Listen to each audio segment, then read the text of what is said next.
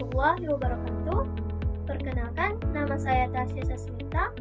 NIM saya yaitu 182121312. Saya dari kelas 6B, Prodi Ekonomi Syariah, jurusan Syariah dan Ekonomi Islam, Sekolah Tinggi Agama Islam Negeri Bengkalis. Nah, teman-teman, di sini saya akan menyelesaikan tugas dari mata kuliah saya yaitu metodologi penelitian oleh dosen pengampu Bapak Dr. Ahmad Arif, M.Hu.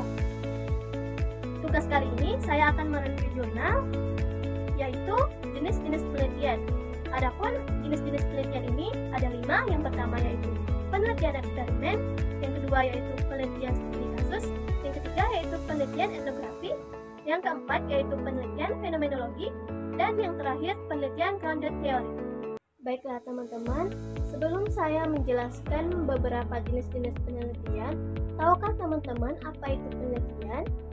Nah, penelitian merupakan suatu kegiatan ilmiah yang bertujuan untuk memperoleh data yang kemudian digunakan untuk kepentingan tertentu. Jika kita melakukan penelitian, maka harus dilakukan dengan cara-cara yang sistematis, rasional, masuk akal, dan data-datanya harus valid atau sesuai dengan fakta, teman-teman. Penelitian sendiri dapat digolongkan atau dibagi ke dalam beberapa jenis berdasarkan kriteria tertentu, antara lain berdasarkan pendekatan, berdasarkan fungsi, dan berdasarkan tujuan. Jenis penelitian ini sangat beragam, teman-teman. Nah, pada video kali ini saya akan menjelaskan beberapa jenis penelitian tersebut. Yang pertama yaitu penelitian eksperimen. Tahukah teman-teman apa itu penelitian eksperimen?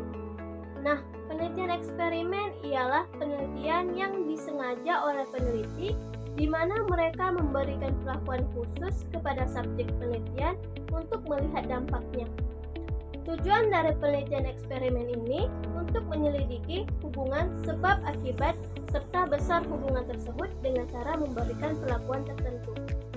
Nah, teman-teman, adapun tahapan dalam penelitian eksperimen ada 7. Yang pertama yaitu memilih ide atau topik penelitian. Yang kedua yaitu merumuskan masalah dan hipotesis penelitian. Yang ketiga, menentukan variabel penelitian.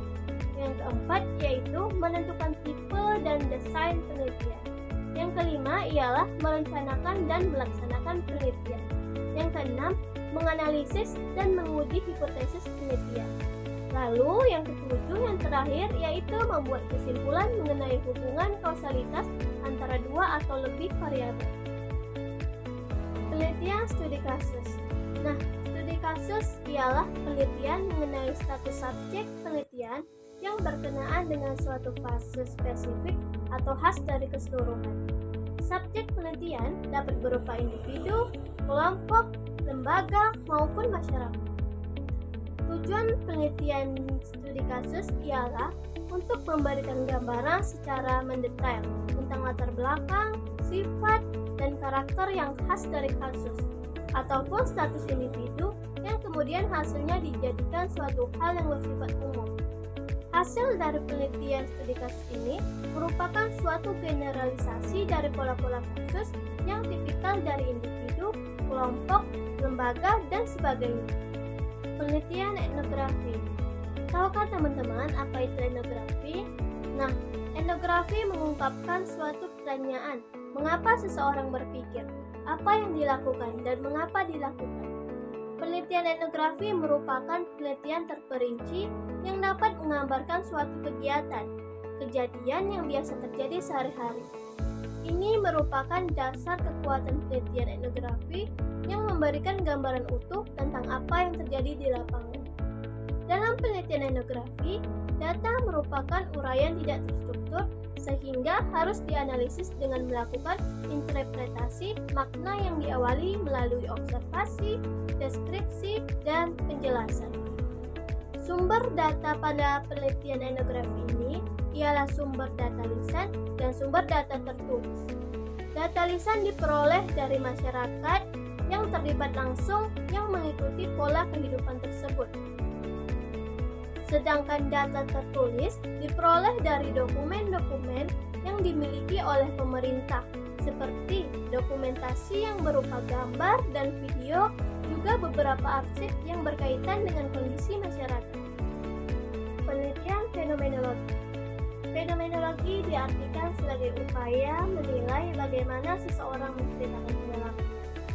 Fenomenologi sebagai pandangan berpikir yang menegaskan pada fokus pengalaman-pengalaman dan cerita subjektif manusia dan interpretasi atas pelaksanaannya. Fenomenologi berusaha memahami arti peristiwa dan kaitannya dengan orang-orang yang berada dalam situasi tertentu. Nah, teman-teman, penelitian fenomenologi merupakan penelitian kualitatif yang melihat dan mendengar lebih dekat dan terperinci penjelasan dan pemahaman individu tentang pengalaman-pengalamannya, termasuk pengalaman ketika berinteraksi dengan orang lain dan lingkungannya. Penelitian fenomenologi lebih mengutamakan pada mencari, memahami, menyampaikan arti fenomena, peristiwa yang terjadi dan hubungannya dengan orang-orang dalam situasi tertentu. Penelitian grounded theory. Tahukah teman-teman apa itu grounded theory? Nah, grounded theory merupakan salah satu jenis penelitian dalam penelitian kualitatif. Grounded theory merupakan metode riset kualitatif yang menggunakan suatu set prosedur yang sistematik untuk mengembangkan suatu teori secara induktif tentang suatu fenomena.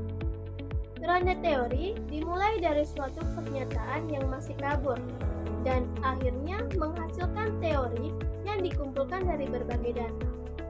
Grounded theory digunakan untuk menghasilkan pengembangan teori baik dengan pendekatan induktif maupun pendekatan deduktif. Nah, tujuan dari penelitian grounded theory ini ialah menghasilkan hipotesis berdasarkan ide konseptual untuk menilai efek dari perilaku sosial. Baiklah teman-teman, saya kira hanya itu yang bisa saya sampaikan. Saya mohon maaf jika ada kesalahan. Saya akhiri. Assalamualaikum warahmatullahi wabarakatuh.